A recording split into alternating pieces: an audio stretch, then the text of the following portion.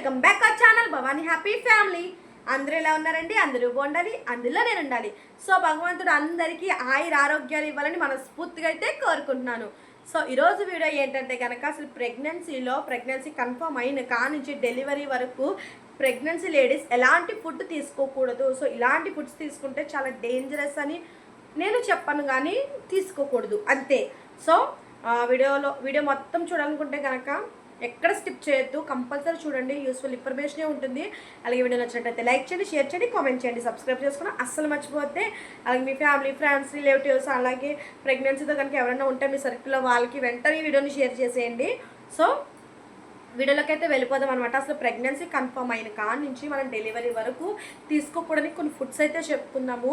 Pregnancy అంటేనే ఒక వరం అనమాట, అమ్మతనం అంటేనే ఒక వరం అది. సో అమ్మని పిలిపించుకోవాలని అందరికీ తాపత్రయం ఉంటుంది, నీకు నాకు అందరికీ కూడా ఈ తాపత్రయం అనేది ఉంటుందన్నమాట. సో ప్రెగ్నెన్సీలో మనము మెయిన్గా మన పెద్దవాళ్ళు చెప్పేది ఏంటంటే బొబ్బాస్కాయ తినకూడదు, అనసపండు తినకూడదు అని చెప్తారు కదా. సో పెద్దవాళ్ళు చెప్పింది ఏది ఉత్తినే చెప్పరు కాబట్టి అండి.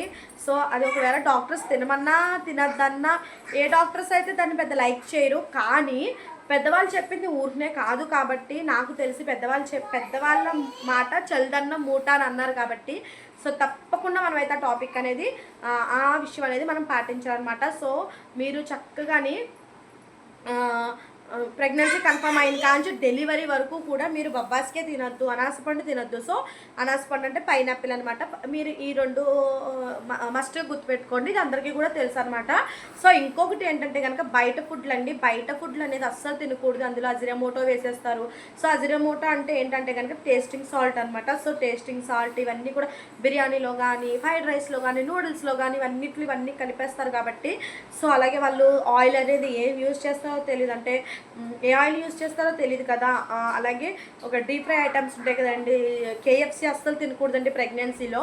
సో అలాగే చికెన్ వింగ్స్ అని, చికెన్ రోల్స్ అని, సో ఇలాంటివి కూడా అవాయిడ్ చేయడం మంచిదన్నమాట. ప్రెగ్నెన్సీలో డీప్ ఫ్రై చేయడానికి గట్ట వాళ్ళు ఏ ఆయిల్ యూజ్ చేస్తారో అసలు యూజ్ చేసిన ఆయిల్ యూజ్ చేస్తూ ఉంటారు కాబట్టి సో వాటన్నిటికి దూరంగా ఉండాలి. అలాగే డ్రింక్స్, కూల్ డ్రింక్స్ వీటికి కూడా చాలా దూరంగా ఉండాలండి. డ్రింక్స్, కూల్ డ్రింక్స్ అస్సలు తీసుకోకూడదు ప్రెగ్నెన్సీలో. కొన్ని డ్రింక్స్ అయితే నిజంగా స్పెర్మ్ కౌంట్ను కూడా తగ్గించేస్తున్నాయి, అలాగే ఎగ్ కౌంట్ను కూడా తగ్గించేస్తున్నాయి అనమాట. స్పెర్మ్ అంటే మన మగవాళ్ళది స్పెర్మ్ అనమాట. సో అలాగే ఎగ్ అంటే మన ఆడవాళ్ళు ఉండే అందం అనమాట. సో ఈ రెండు కలిస్తేనే మనకి గర్భం అనేది వస్తుంది.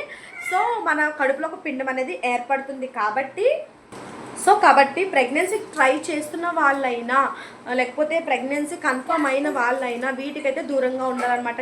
Cool drinks, so drinks, junk foods, processing foods, so oily foods వీటన్నిటిని కూడా దూరంగా ఉండాలి. అలాగే పచ్చళ్ళు ఇవన్నీ కూడా ఒకవేళ ఏమన్నా రైనీ సీజన్ ప్రెగ్నెన్సీతో ఉన్న వాళ్ళు కానీ, శీతాకాలం ప్రెగ్నెన్సీతో ఉన్న వాళ్ళు కానీ వాళ్ళకి ఇట్లాగా రైనీ సీజన్ కదా చల్లగా తినేయాలి అనిపించేసి ఇలా పచ్చళ్ళు అని ఇవన్నీ వేసుకుంటూ ఉంటారు. సో అవి కూడా అసలు హెల్త్కి మంచిది కదండి. పచ్చళ్ళు, కారాలు అవి కూడా. సో పచ్చళ్ళు, కారాలు కూడా అసలు మంచివి కాదనమాట ప్రెగ్నెన్సీలో.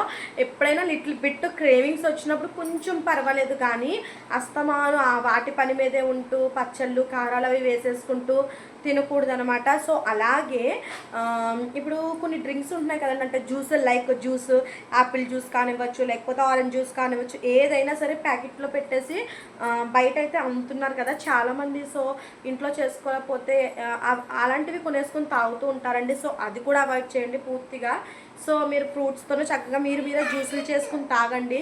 లేదు రా ఫ్రూట్గా తినేస్తే ఇంకా మంచిదనమాట. లేదు మేడం ఏంటి అసలు ఇలాగ అంటున్నారు మీరు, సో ఇలా అంటున్నారు, ఏమన్నా జ్యూస్లేనా కెమికల్స్, ఫ్రూట్స్ కూడా అలాగే ఉన్నాయి కదా అంటే గనక సో ఫ్రూట్స్ అనేది మనం జాగ్రత్తగా దాన్ని వాష్ చేసుకుని అన్నీ చేసుకుని అది కుళ్ళిపోయిందా లేదా, సో అది పురుగు పట్టిందా లేదా ఇవన్నీ కూడా చూసుకుని మనమైతే ఇంట్లో ప్రిపేర్ చేసుకుంటాం కదండి.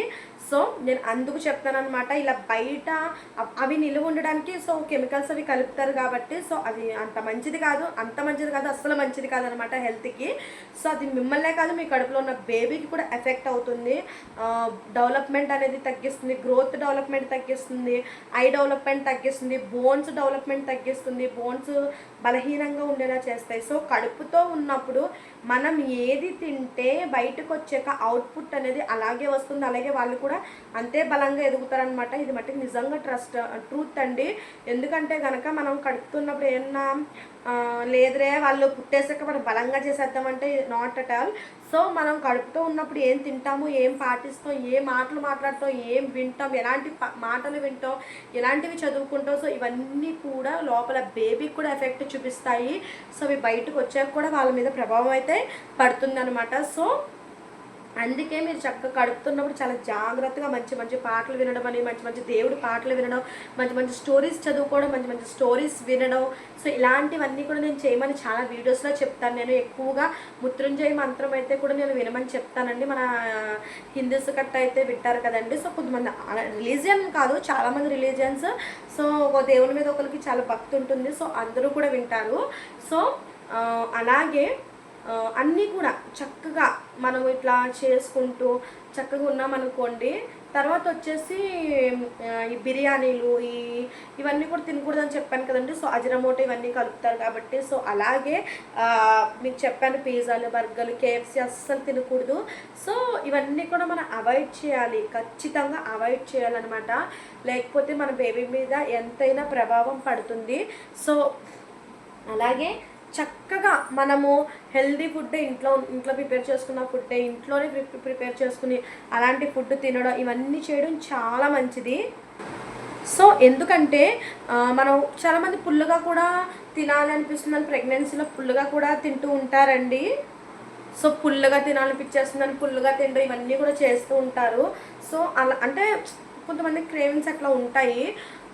ఏంటంటే కనుక ఎక్కువ పుల్లగా ఉన్న తిన్న ఐటమ్స్ అలాంటివి తిన్నా సరే గ్యాస్ ఫామ్ అవడం అని, పుల్ల తేనుపులని, సో ఇలాంటివి కడుపు ఉబ్బరం అని ఇలాంటివి వస్తూ ఉంటాయి. కాబట్టి సో మనం తీసుకునే ఫుడ్ అనేది చాలా మితంగా, చాలా నీట్గా, చాలా గుడ్ ఫుడ్, హెల్దీ ఫుడ్ అనేది తీసుకోవాలన్నమాట. సో అలాగే కాఫీ, టీ వీటికి కూడా దూరంగా ఉండాలండి. రోజుకి ఒక్కసారి 2 times అయితే పర్లేదు, కానీ ఎక్కువ సార్లు అయితే అవ్వకూడదు అనమాట. సో ఇందులో కెఫిన్ అనేది ఉంటుంది కాబట్టి సో మనకి మంచిది కాదు. సో కాఫీ అయినా ఏదైనా సరే, టీ అయినా. సో అలాగే ఇంకా ఏముంటుందండి, ఐస్ క్రీమ్స్ అని, కూల్ డ్రింక్స్ అని. సో నవేడేస్ అందరూ కూడా అన్నీ చేసేస్తున్నారు. ఎంత చెప్పినా కూల్ డ్రింక్స్ తాగేస్తారు, ప్రెగ్నెన్సీతో కూలింగ్ వాటర్ తాగేస్తారు, ఐస్ క్రీమ్స్ తింటారు. మంచి ఫుడ్ తప్ప చెడ్డ ఫుడ్ అయితే అందరూ తింటున్నారండి. బిర్యానీలు తింటారు, బయటికి వెళ్ళి చక్కగా పిజ్జాలు తింటారు, బర్గర్లు తింటారు, అలాగే బయట నుంచి జంక్ ఫుడ్ చక్కగా తెప్పించుకుంటారు, పానీపూరి అని. సో ఇప్పుడైతే ఎన్ని వీడియోస్ చేసినా ఒకటి ఏంటంటే కనుక అందరూ తినేది ఈ ఫుడ్డే అనమాట. చూసి కొంతమందికి, చాలామందికి అవేర్నెస్ వస్తుందనే ఈ వీడియోలు చేయడం అనమాట.